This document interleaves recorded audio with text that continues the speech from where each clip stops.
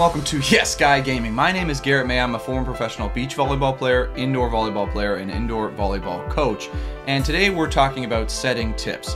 I've compiled a list of 5 tips for all you indoor volleyball setters out there to try to help you improve your game, take things to the next level, and win more games when you're playing. So hopefully they're helpful for you. So let's get to it. So the first tip for all you setters out there is height. Now, I've said this a lot before in other categories and other volleyball tip videos if you haven't seen those. But this one can be a little bit misleading. So as setters, you have to sometimes run faster sets that are lower. But what I mean by height is height in your hitter's hitting zone. So high in their hitting zone. We said on the spiking tips video, which was the last video, is they need to reach high to hit the ball, up high.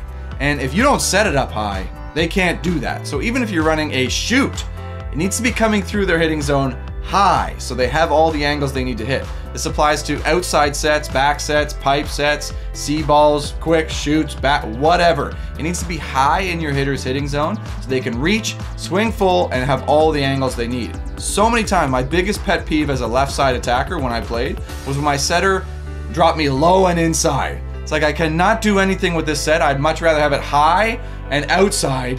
It's not ideal, but I'd rather have that than low and inside where I can do nothing with it. Tip number 2 is to find the hitting zone. Now this applies a little bit more to middle sets, but can also apply to some faster tempo outside sets. Each of your hitters is going to be at a little different height. Some are going to be around the same, but some players are going to be huge, some players are going to be small, some are going to be small and hit way high. So it's your job as a setter to find where your attacker's hitting zone is and get the ball to that zone so they can go to work. For your middles, for example, you might have a middle who's huge and touches 10-6, 10-8, 11-3, who knows? You got to be setting the ball up there for them to go and get it and have it go through their hitting zone. For your attacker who's hitting it only 10-2, if you set it that same place, it is outside of their hitting zone. So it is your job as a setter to find your hitter's hitting zone and get it to that location. So pay attention. I mean, it requires practice and feedback to kind of get that sense with your team. But for some great setters, it only takes 1 or 2 for them to really realize, okay, this is about where you're at. I'll find where that is. Same thing applies to outside sets, back sets as well, but a little bit since there's less speed, you have a little bit more room for error to kind of work with that. Tip number 3 is to square up. Now this is a pretty basic one. I think you'll learn in very junior levels of volleyball to square up to your target when you're setting, but I'm talking about it a little bit more as a deception tool.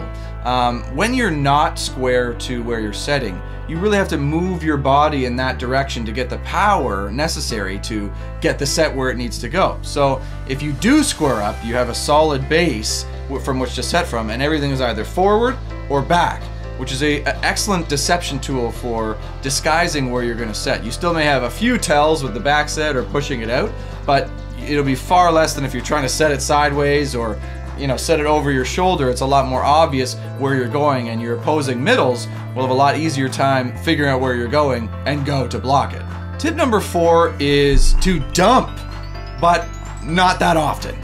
As a setter, it's your job to set the ball, but a huge tool for setters can be to dump the ball aggressively and score 1 or 2 points per set when you're in the front row. This is a huge asset for a team. If you can get up and score points with this, not only does it get you 1 or 2 points a set, again, we don't want to be doing it too much, 1 or 2 points a set it can earn you, but also it keeps your opponent guessing.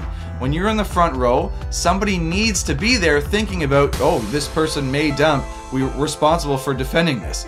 Just that little bit of hesitation can free your middle, free your left side, free your C ball, free your other sets up that much more. So the tip is to dump, but only do it once, maybe twice per set. Tip number 5 is a little bit more of a general one, but generally we want to set up our hitters for success and put them in the best possible position for them to succeed. And that's going to mean something different for each of your hitters. Yes, we also want to spread our offense and we want to do all these things we hear our coach telling us, but generally, some players are going to be able to handle situations better or differently than others, and we want to set them up as best as we can for success. So for example, we might have a left side hitter who can handle a high ball on a double block situation, and they can deal with that. So if we get a bad pass, we can feel comfortable tossing that up to them to go to work and do the best job they can for the team. you might have other players who, when they have a double block, they're getting blocked, they're going to struggle. So in that same situation, you may want to set another one of your options and kind of avoid setting that player in that position. But keep in mind to try to get that player the one-on-one opportunities or the more in-system opportunities to help them score and contribute to the team as well, as everybody's got something to contribute.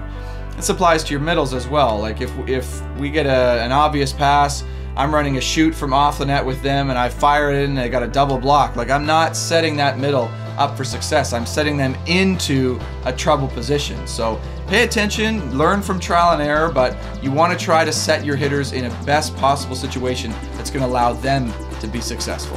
So that's my 5 tips. Hopefully you all find this useful in terms of drills to kind of help you practice these things. I mean, this is something these are things you probably need a team there with you to work on in practice, but definitely some points you can focus on when heading into practice, or maybe doing some small group sessions, finding the height, finding the hitting zone. All you need is a middle to come in and just find their hitting zone to really improve that.